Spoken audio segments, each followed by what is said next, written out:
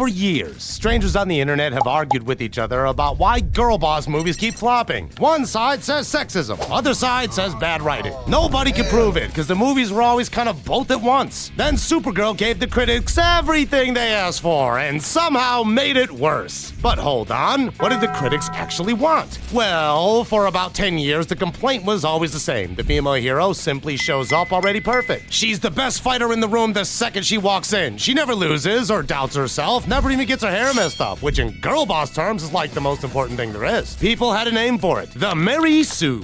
So the fix a lot of people agreed on was to give her some flaws, let her fail, let her be a bit of a mess, make her a real person basically. Supergirl looked at that note and really took it to heart. They made her flawed. They made her so flawed. She drinks, she's rude, she ditches her own cousin, she's kind of selfish, and she'd rather get hammered on a rock at the edge of the galaxy than save a single person. Yes, I'm over-exaggerating here, only a little, but in a nutshell, that's her in the movie. Every box ticked. The critics asked for a mess and got the messiest hero in years, and it still didn't work, like, at all.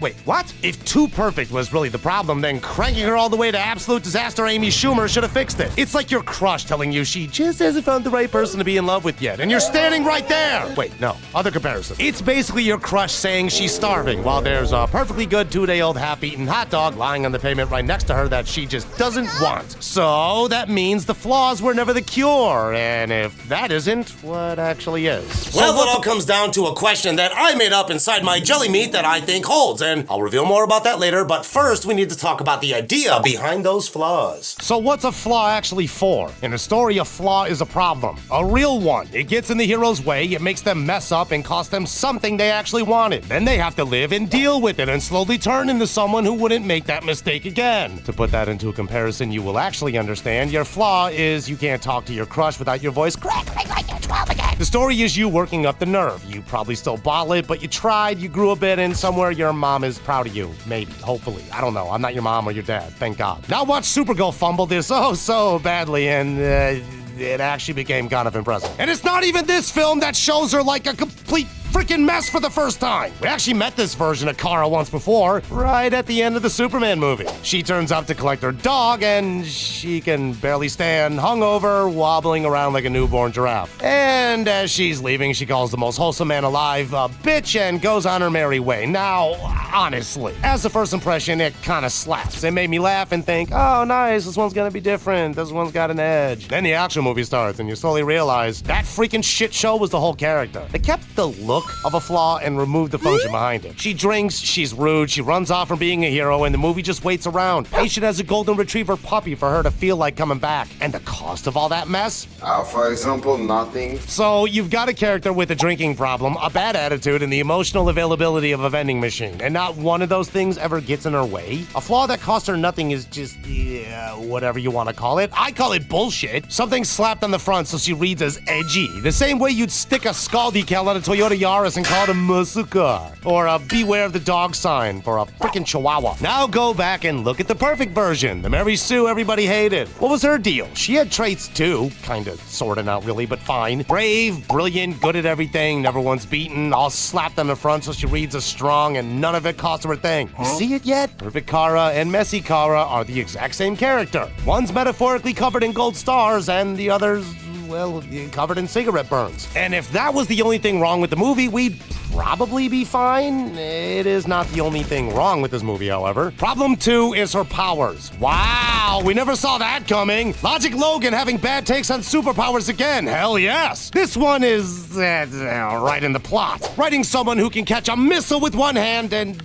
do whatever without being hurt is pretty brutally hard. Same struggle Superman has. The second they can win any fight without trying, there's no fight. So you get two options. Write a threat big enough that even a god has to sweat, or you could reach behind her head and flick the off switch. Down, baby. Guess which one Supergirl goes for? Every single time. Run in the suns. Let's go to class for a quick lesson on them, because this film has a lot of suns and all of them hate her. Yellow sun, she's strong. That's Earth. Red sun, no powers. That's her little party planet. We covered that. Green sun, though? That one also poisons her. Slowly kills her while she's down there. So obviously they drop her on a planet and a green sun and a yellow sun in the sky at the same time. And I guess Guess you can see why. It allows the story to build tension around the character. Twist it when everything's get too easy. Oh, she's winning? Green light. Uh-oh, she's dying now. Need her to win? Yellow, back out. She's good again, right in time for the big fight. Then my favorite part, where Jeremy Jans also pointed out in his review of the movie, and I only realized after. Kara's chasing the bad guy, loses him, and just forgets she can see through walls. She has x-ray vision. How do you forget something like that? But if she remembers it, the scene's over in 4 seconds, so the script goes, nah, not today, and just uses that telescopic vision instead. Even her big hero moments get cut off by her powers dropping again. The villain just carries little kryptonite darts around to switch her off mid-fight. Now, before you comment it, yeah, a depowered hero can be great, but not this one. Strip the strong one down to nothing, make them claw back up. I love that, but only when it happens once,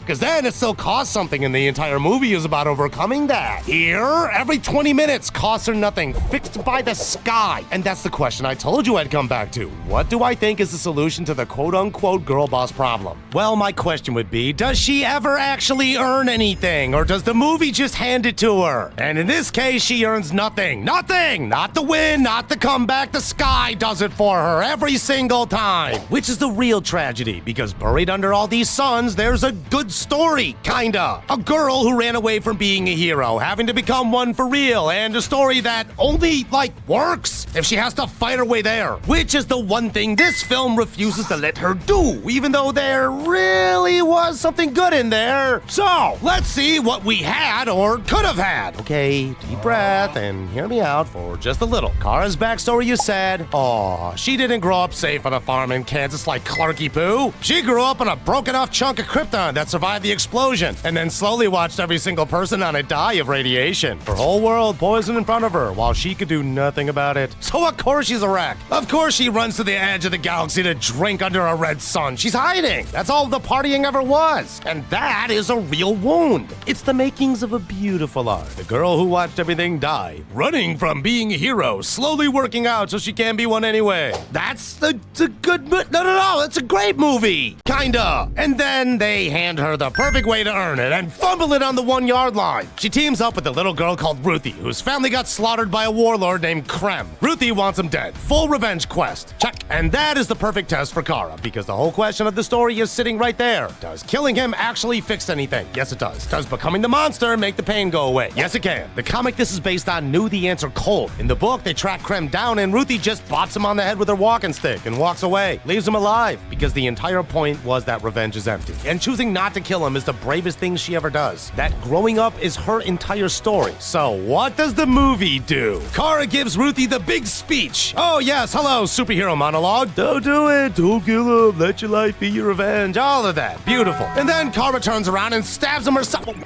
What? She breaks her own speech in the time it takes to finish saying it, telling a grieving kid that killing isn't the answer, then does the killing anyway. The film plays it as a triumph. I think it's stupid. And it wasn't even a bold swing they took on purpose. Pack of frickin' idiots they are. The screenwriter came out and admitted she thought the comic ended with Ruthie killing him. It doesn't. She misread the one page the entire story has been building toward. How do you misread that? You're being paid millions of dollars to make this thing. The least you could do is make it accurate. Even Tom King, who wrote the comic, said in the podcast at the ending, and I quote, "It's not supposed to be ambiguous. He's supposed to be alive at the end. That's why he grabs his head." Ruthie does not forgive him, still fucking hates him, bops him on the head, and walks away. Which means they took a story about how revenge hollows you out and turned it into one where the hero does the murder and gets a hero moment for it. Kinda by accident. They misunderstood the assignment. Fail. Maybe that clicks into place why the ending feels so off, even if you can't say why. The movie keeps telling you she grew, but it never shows the climb. And then it has her do the exact thing her whole arc was supposed to be about resisting. You can't even feel a victory she didn't earn. Nobody can. So what would it look like if a movie actually let her earn it? Funny you should ask. Because a movie already nailed this with a superpowered woman 9 years ago called Wonder Woman. Or maybe they didn't fully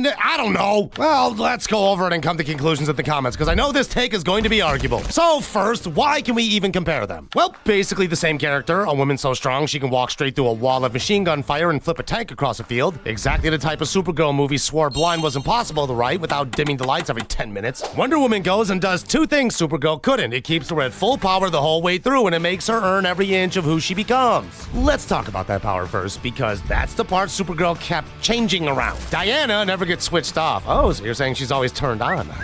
There's no red sun, green sun, kryptonite dart nonsense, so how do you manage that? How do you keep a woman who can catch a bullet in real danger? In her case, they stopped threatening her body and started threatening what she believes. Aha! Psychological warfare. Genius! See, Diana shows up to the war certain of one thing. She thinks the entire First World War is a work of a single god. Ares.